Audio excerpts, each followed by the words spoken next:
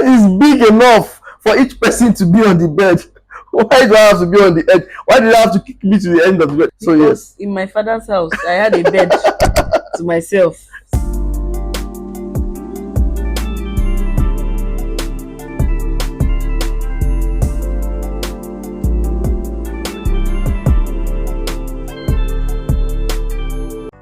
Welcome back to our YouTube channel. My name is Alice. I remain Owulo. Today we want to talk about things we wish we knew. How do you say it? Yes, things what I we wish I knew before I got married. Or what? Yeah, that's fine. Except I say it, you didn't get it. Basically, things we wish we knew before we got married. The things that shocked us in marriage. Not necessarily shocked us.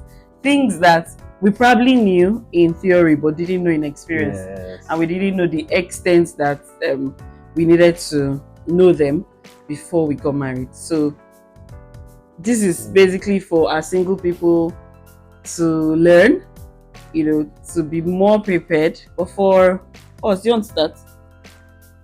First of all, I never knew the extent to which love is not just a feeling. So, like I had stated in our last video, love is more or less an active word for us in marriage. And for me, I thought it was all about the spoken romance that singles mouth. But in marriage, you may not have said I love you. Half of the time you actually did an act of service, threw away the trash, basically did stuff that are not on the front burner or are not easily considered at the time of dating. All right, so stuff like taking turns to babysit. I use that word loosely because of all the drama it could bring. And all the house chores and all other engagements that happen in marriage. Yes, so for me that came as a shock, as I grew into the deeper realization that yes, love is not just all the butterflies in your belly, and just saying I love you. What this trash that you keep talking about? Do you throw trash? Do you throw trash in you this throw trash, my guys. You will throw trash like one of the things that I wish I knew was that like we humans can be innately selfish. So like marriage makes you realize that like how selfish you are. Yes, how selfish you can be. Yes. So there's just that subconsciousness in self-preservation. So you just want to put yourself first. You just realize that love is supposed to be you putting the other person first, but it's easier said than done. So you have to consciously work on yourself to not be selfish, because it will just open you up. Your eyes will be open to see how selfish you can be as a human being, because now you have to make daily choices that show that you love the other person. So for you, when you find yourself introspecting and then you just realize that statement I made was selfish, or that was actually self-manifesting, what do you do? Like, what do you do anything to make up for that episode? Or yeah, you make up on the next. You make up your mind to be more self-aware.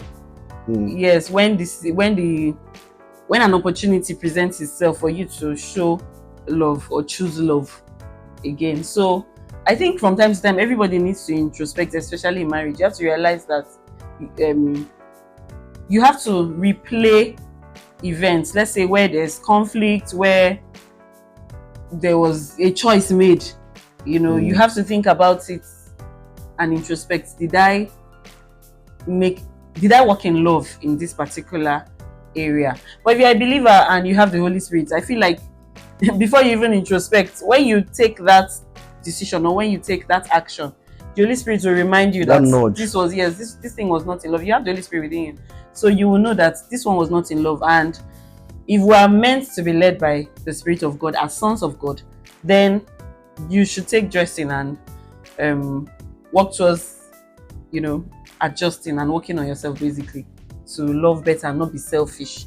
Because really, love puts the other person first. Basically, marriage puts love to a test. That can you put somebody above yourself every single day? So whenever I introspect and I get to that point where it just hits me that I just exhibited self-centeredness, what it does to me is to tell me, first of all, that okay, you're human, and so this is one of those times where your humanity has shown, and well, it helps me also learn to see the other person from the point of also being human. So you don't judge them by your expectations all the time. You judge them by the fact that they could also fall sometimes, they could also fail. They are humans, yeah. So yes, it helps me see my humanity and gives me a larger heart to forgive more or to expect more, should I say, faults, yeah, from the other person, from you, to extend from you. Yes, so basically to extend grace, right? Yeah, to extend grace. Okay, so what's the second thing that? So mine is just like a single line. There's no story around it. I'm not going to share the story around it, but I didn't know that in marriage there's no bed big enough for me not to fall from. What I mean is, so I got married and the bed is big enough for each person to be on the bed. Why do I have to be on the edge? Why do I have to kick me to the end of the bed? My guys, am I communicating? So yes. In my father's house, I had a bed to myself. So me too, it was a shock. With doubles the size of the bed. I was on the edge. Why do I have to share bed? And but the bed is enough. You are the one that is always shifting to the edge. Nobody pushes you to the edge. Well, that's what I observed. I mean, so no matter how big the bed is, guys, get ready to either go to the center or be at the edge. You know what I mean, don't you? I don't know. Okay, so my next point will be how vulnerable you can be in marriage. Like, it shocked me that I have to be vulnerable not because I don't want to be vulnerable, really. Yeah. I entered my intention to be vulnerable, but like I said, there are a lot of things you learn. You can hardly prepare enough for. Yes, you prepare, but in practice, it's not as easy as life has to be life. You think, it will be. So you have to share. You ask yourself, okay, what am I oversharing? But I don't think there's anything like oversharing in marriage. So you just have to be vulnerable. You have to be open, and like it really wasn't easy at first, but now it's just seamless and sweet. Because for me, vulnerability in marriage is actually very, very important. Yeah. Very, very important. That's one key to becoming one. If you're not naked and unashamed, it's not going to be easy. You talk about your past, you talk about your present, and you even talk about your dreams. Sometimes you even have to talk about your imagination. That's fusion, that's becoming of one. It just was shocking, basically. So that was one thing that I wish I knew single before I got married. Or aspiring married people should discuss these things in detail.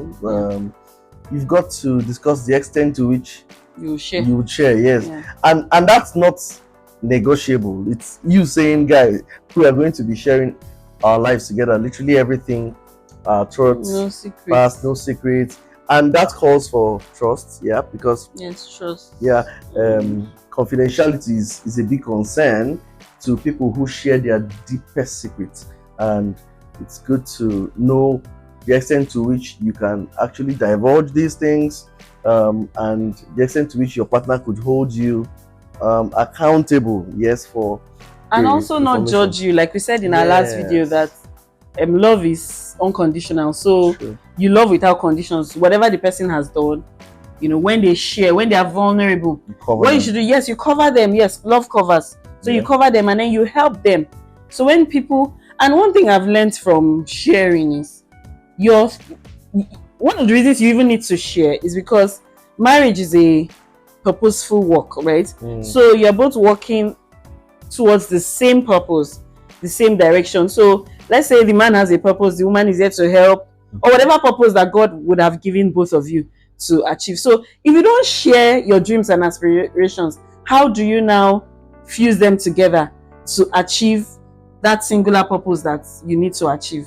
So that's why you need to actually share your dreams and aspirations. There are no surprises per se in marriage. So you really just have to be open and, you know, share. And for me, it's been beneficial because that's where it has helped us both spiritually, career-wise. You know, we're in the same profession. So basically, he has mentored me in many areas, especially career-wise. So if you don't share your dreams, your aspirations, if you think that, oh, you're going to wow the person, or you want to wow, but you want to shock the person, you want to surprise the person, or you want to compete with the person, then I don't think you're ready for because marriage. So. you literally took competition from, you know, my thoughts. I was just thinking, most of couples that like to compete with one another, both of them are so career driven that there's a tendency to hide, should I say, trade secrets, or yes, career secrets, and then somebody just comes with another feather on their cap, and it almost becomes like a bragging right. Like I said, there's no need for competition, right? We're all working towards one goal in marriage, one purpose. That's what I understand. We're now one. Whatever you do, whatever you achieve, is, as much as it is an upliftment for you, it is also an upliftment, a glory for the other person. Partner, Love lifts up the other person. Love places the other person above themselves. You should rejoice with the other person, you know, when they are moving forward or getting higher. I really like that point. And love considers the other person right before, you know, before you. My last point. Okay. Yes, my last point is so for me it was a shocker to see that dating never ends. Okay. You know, you keep being the lover boy and you keep trying to win your husband's heart. You know, for the women, the guys continue to be lover boys, and vice versa. So you don't stop chasing. You don't stop chasing your wife, yes, and the wife doesn't stop doing hard to get. Well, you can stop that, but you can also chase your husband, yes, deservedly. So you find that there are functions that make dating in marriage easier. For example, we heard about a couple who does the 7-7-7 principle. Within 7 days, they just do some sort of cheap outings. And correct me if I'm wrong, you know, they probably hang out, get food, share some minutes together, and then they go for the 7-week plan. Right? For the 7-week plan, it's the husband and wife hanging out, maybe some more serious purposeful dinner, and then the 7 months plan. So that's more like twice a year. They go for a full-blown staycation, vacation, whatever you want to call it. Yeah, so it tells you that these guys are investing into their marriage.